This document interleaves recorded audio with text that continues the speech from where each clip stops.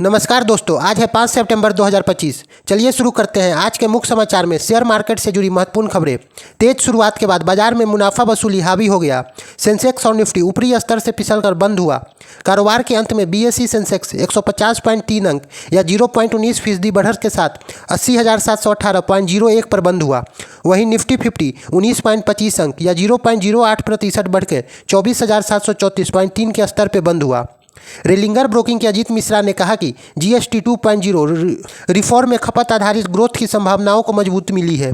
इसका सबसे ज़्यादा फायदा ऑटो और कंज्यूमर गुड्स को मिलने की उम्मीद है। ग्रामीण इकोनॉमिक्स से जुड़े चुनिंदा मेटल और इंफ्रा शेयर में भी फोकस रहेगा। हालांकि बाजार पर ग्लोबल मैक्रो स्थिति, विदेशी संस्थागत निवेशक के रुख और अमेरिकी टैरिफ संबंधी चुनौतियों का सामना देखने को मिलेगा। व्यापक सूचकांक में इस रुझान के उलट फिसल गया। निफ्टी मिड कैप 100 सूचकांक 0.67% गिरकर बंद हुआ, जबकि निफ्टी स्मॉल कैप 100 सूचकांक 0.71% नीचे बंद हुआ। सेक्टर वाइज निफ्टी ऑटो सबसे ज़्यादा 0.85% ऊपर बढ़ा, उसके बाद एफएमसीजी 0.24%। गिरने वाले शेयर में निफ्टी पीएसयू बैंक सबसे ज़्यादा 1.11% नीचे रहे, उसके बाद आईटी 0.94% और मीडिया 0.78% का स्थान रहा। इसी प्रकार एनएसई पर M&M, बजाज फाइनेंस और अपोलो हॉस्पिटल्स शीर्ष लाभ में रहे, जबकि एचडीएफसी लाइफ, टाटा कंज्यूमर और इंडसइंड बैंक शीर्ष नुकसान में रहे। डेली क्लोजिंग 21 ईएमए में थोड़ा नीचे रही, जो कमजोरी के जारी रहने के संकेत है। हालांकि सूचकांक संभावित ट्रेंड रिवर्सल के करीब पहुंचता दिख रहा है। 24,750 के ऊपर का निर्णायक बढ़त निफ्टी को 25,000 की ओर बढ़ने के लिए जरूरी मजबूती प्रदान कर सकता है। 25,000 के ऊपर की निरंतर बढ़ते आगे को तेजी को गति दे सकता है। दूसरी ओर अगले 2-3 दिनों में 24,750 के ऊपर बंद न होने पर सूचकांक पर फिर से बिकवाली का दबाव बढ़ सकता है। एफआईआई ने आज 11,945.03 करोड़ रुपए की खरीदारी की और 11,933.33 करोड़ रुपए की बिकवाली की। वहीं दूसरी ओर घरेलू संस्थागत निवेशक डीआईआई ने 15,904.78 करोड़ रुपए की खरीदारी की और 13,733.63 करोड़ रुपए की बिकवाली की। एशियाई बाजार में आज जापान की निक्केई 1.5% की बढ़त के साथ 42,580.27 पर बंद हुआ। व्यापक टॉपिक्स 1% बढ़कर 3,080.17 पर पहुंच गया। संघाई कंपोजिट सूचकांक 1.25% गिरकर 3,765.88 पर बंद हुआ। हांगकांग की हैंगसेंग इंडेक्स 1.12% की गिरावट के साथ 25,058.51 के स्तर पर बंद हुआ। 24 कैरेट सोने की कीमत आज कमोडिटी मार्केट में 10,691 रुपये प्रति ग्राम पर पहुंच गया और चांदी की कीमत 1,27,000 प्रति किलो पर पहुंच गया। भारतीय रुपये अमेरिकी डॉलर के मुकाबले 14 पैसे गिरकर 88.16 पर बंद हुआ। इनसाइडर ट्रेडिंग की आशंका दूर करने के लिए अनुपालन सख्त करे बैंक, बोले सेबी प्रमुख तुहितकांत पांडे। इनसाइडर ट्रेडिंग रोकने के लिए बने नियमों का पालन करना बैंक प्रबंधन की नैतिक जिम्मेदारी है। बैंकों की ओर से ऐसे उल्लंघनों का पता लगाने और उसे रोकने के लिए आंतरिक नियंत्रण को भी मजबूत करने की जरूरत है। सेबी के चेयरमैन तुहितकांत पांडे ने बुधवार को यह बात कही। सेबी प्रमुख ने सूचीबद्ध बैंकों को प्रबंधक निदेशक और मुख्य कार्यकारी अधिकारी को कहा कि इनसाइडर ट्रेडिंग का जोखिम वहां पनपता है जहां नियंत्रण कमजोर होता है, जहां प्रक्रिया अस्पष्ट होती है और जिम्मेदारियां तय नहीं होती और निगरानी सही ढंग से नहीं होती। आज जीएसटी परिषद ने 5% और 18% की 2 दिवसीय दर संरचना को मंजूरी दे दी है, जिसमें 22 सितंबर को लागू किया जाएगा। बिहार के उप मुख्यमंत्री सम्राट चौधरी ने कहा कि सभी राज्य दरों को युक्तिसंगत बनाने के पक्ष में है और यह सर्वसम्मति पर आधारित निर्णय है। जीएसटी परिषद ने 5% से 0% वाले वस्तु में यूएसटी दूध, छेना, पनीर, सभी भारतीय ब्रेड्स, रोटी, पराठा, चपाती पर कोई भी टैक्स नहीं लगेगा।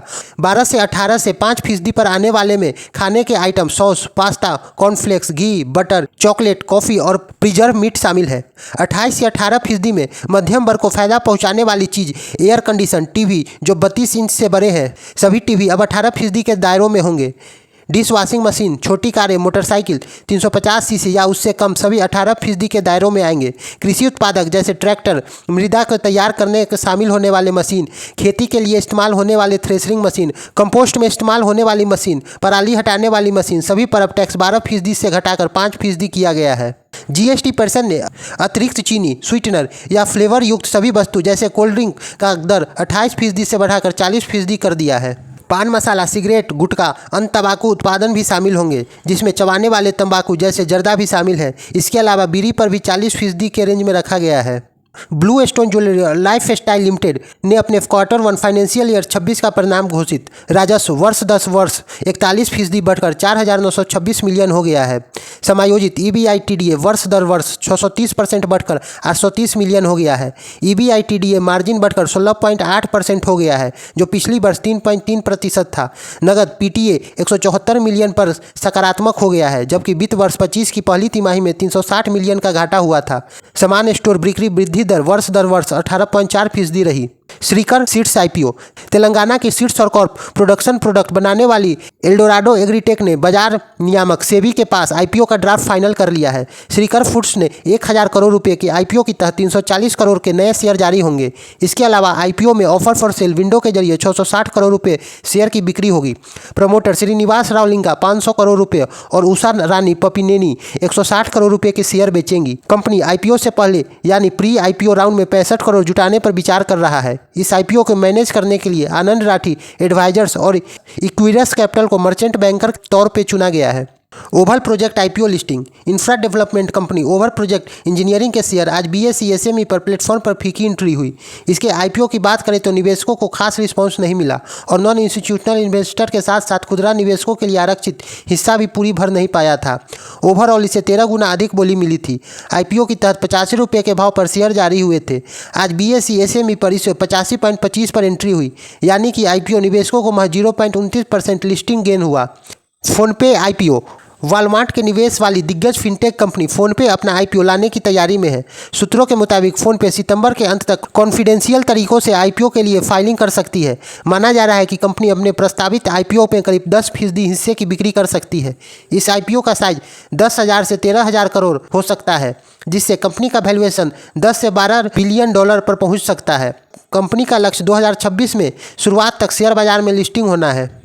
Urban Company IPO। Mobile app based beauty और home services platform Urban Company ने अपने आगामी 1900 करोड़ के IPO के लिए प्राइस बैंड 98 से 103 रुपये प्रति शेयर तय किया है। कंपनी ने घोषणा की है कि यह IPO 10 से 12 सितंबर तक सब्सक्रिप्शन के लिए खुला रहेगा, जबकि एंकर निवेशक के लिए बोली 9 सितंबर को एक दिन के लिए खुलेगी। अर्बन कंपनी का IPO 75% हिस्सा qualified institutional buyers, 15% non institutional buyers और बाकी 10% रिटेल निवेशकों के लिए रिजर्व किया गया है। ये थे आज के शेयर मार्केट के बड़े अपडेट। अगर आपको ये जानकारी पसंद आई हो तो वीडियो को लाइक करें, शेयर करें और हमारे चैनल को सब्सक्राइब करें। कल फिर मिलेंगे मार्केट की ताज़ा खबरों के साथ।